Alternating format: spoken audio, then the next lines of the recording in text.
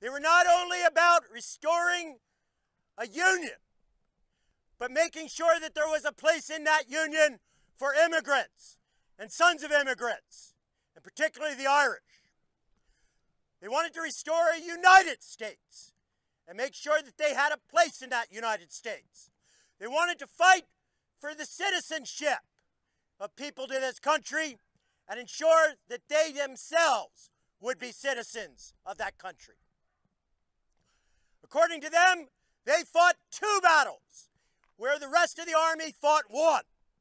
They fought on the battlefield with everyone else, and then they fought their battles again in the press and put their cause and their efforts before the American public. They begged scrutiny because their whole purpose in becoming American and being accepted as American was to, in essence, out-American the Americans.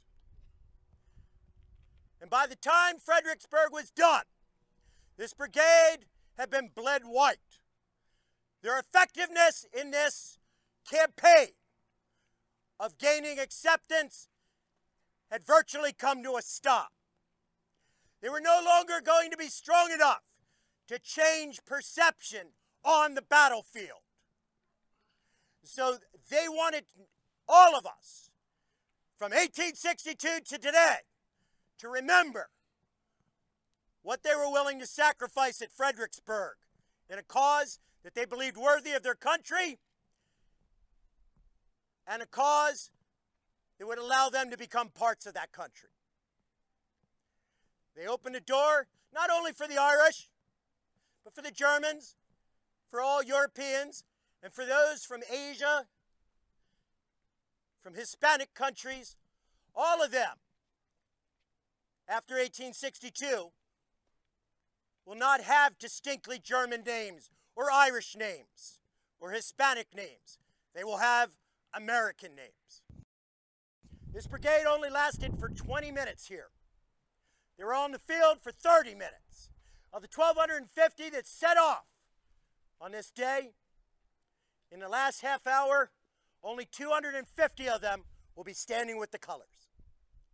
Now, not everybody's dead, and not everybody's been wounded. There are those who have been blown loose and lost in the city. Others who have been mired down in the mud and trapped here. By the end of the day, of the 1,250, 548 of them are indeed casualties, killed or wounded, maimed on the battlefield. 48% of the Irish Brigade falls in less than an hour in a muddy field outside Fredericksburg, Virginia. 48%, almost half. Every other soldier would count himself fortunate to be alive. That blood sacrifice is something that General Maher didn't want anyone to ever forget, because he realized with only 500 survivors, they can never make a big, meaningful impact on this war. They can't change the course of battles. So what he has is a requiem mass for them in New York City at St. Patrick's Cathedral, not to mourn the death of one, but to mourn the death of all, as one, united as one singular body. And they made sure that the press covered it, and it became an international phenomenon. And what comes of this?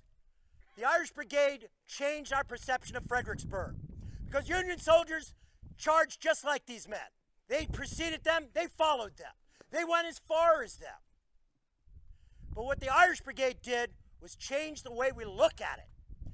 Because Union soldiers talk about this was murder, this was butchery, this was useless, this was stupid. But the Union soldiers of the Irish Brigade said it wasn't about winning or losing.